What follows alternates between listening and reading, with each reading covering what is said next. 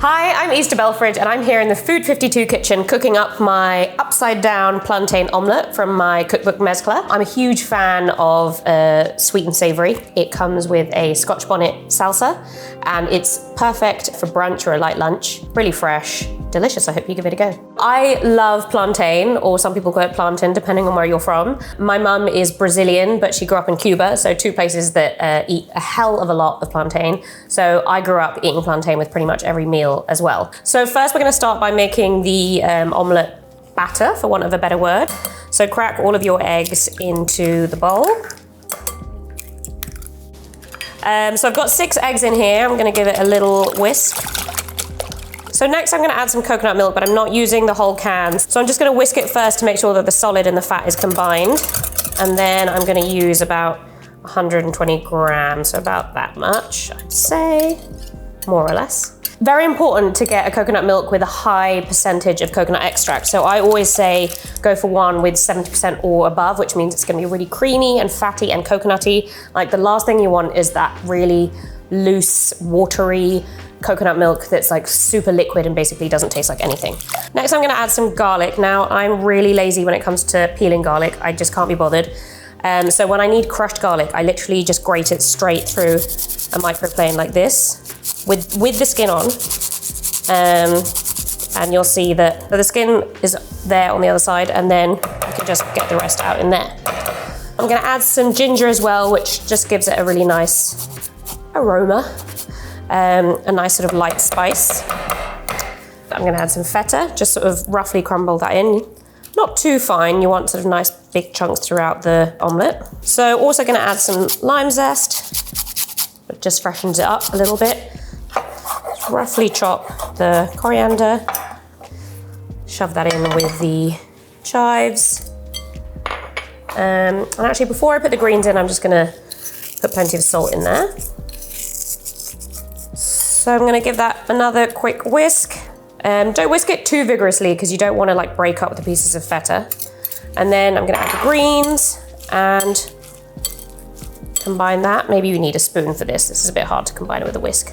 So I'm just mixing in some greens here. I've used collard greens because I'm in America. If I was at home, I'd probably use like spring greens or like large leaf spinach because we don't really get collard greens. What else would I use? You could use cabbage as well, like green cabbage, anything like that really. I'm gonna set that aside and then we're gonna fry the plantain. Let's take a moment to talk about plantain, which is what I call them, but different people call them different things. So if you're from West Africa, you'll call them plantain. If you're from the Caribbean or the Caribbean, you'll call it plantain. South or Latin America, you'll call it either plátano or banana maduro. So nobody is right. I mean, let's just not argue about it. But you can't argue with the fact that for this recipe, you need very ripe plantain. So this is nice and yellow, lots of black marks, and it's quite soft, which means it's gonna be pretty sweet. If you get a green plantain that's hard, it's gonna be obviously hard and it's not gonna be very sweet, and it's gonna be kind of like grainy. This is the way I like it. So I'm just gonna cut them open like that, and then cut them into slices. In the northeast of Brazil, where my mum is from, you eat plantain with feijoada, which is like the national Brazilian dish. It's a black bean stew that comes with rice and couve, which is kind of like greens, farofa, which is ground cassava flour that's fried up with other bits. Orange slices, you eat it with vinagrete, which sounds like it's a vinaigrette, but actually it's just a salsa. And we eat it with plantain. I also love I love plantain in stews. I love it with like breakfast tacos or with eggs. I pretty much just love it with everything and anything. So I'm just heating my pan up into a medium-high heat. So this is a non-stick oven-proof pan. So that's quite important, and the size is important as well. So you want this kind of size, because in an ideal world, when you flip it, you want all the plantain to sort of flip out beautifully on top. The reason I'm combining oil and ghee is just so these caramelize but don't burn too much. So now that the ghee's melted, I'm just going to layer the plantain in the bottom of the pan to cover the bottom. And you just want to kind of overlap them, but try and get them. It's very rustic. You don't need to do this in like a perfect circle or anything like that. So I'm just going to let it fry undisturbed and create like a nice sort of browned layer on the bottom. So don't be tempted to like start flipping them or moving them or anything like that. You're trying to create like a crust on the bottom. So just leave it. Okay, so I can see that the plantain is nice and caramelized on the bottom. So I'm gonna add the omelette on top and try and sort of add it evenly over to cover the plantain. You'll see that the plantain will kind of move up the sides as you do that, which is fine, you want that. I'm just gonna go in with my hands, I hope you don't mind. Just do a bit of this, arrange the greens a little bit so they're more evenly distributed. You can obviously do it with tongs if you prefer, but I tend to use my hands when I'm cooking quite a lot. So I'm just gonna let that cook now until the edges are starting to set, but the middle is still quite wobbly. So I'm pretty happy with this. You can see it's kind of like setting on the sides, but I'm just gonna give it a little bit longer, maybe another 30 seconds, until all of it kind of looks like this here. Okay, so I'm just gonna stick it in the oven that I preheated to about 350, sort of in the top third of the oven. So the omelette is in the oven. I'm just gonna make a quick salsa to go with it. I've chopped up some really lovely extra ripe cherry tomatoes, and I'm gonna add to it some Scotch bonnet. So this is one of my favorite chilies, so I'm using it because I love heat and I love the sort of the fruity smokiness of this chili. But it is pretty hot, so you can always either not put any chili in at all, or you could use like a regular mild red chili, or you can use a little spoonful of like chili paste, whatever you want, whatever you have.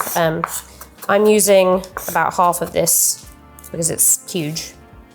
But actually, I think that means it's not gonna be that hot, but that's pretty hot. Okay, so I'm just gonna add that Scotch bonnet in, plenty of salt,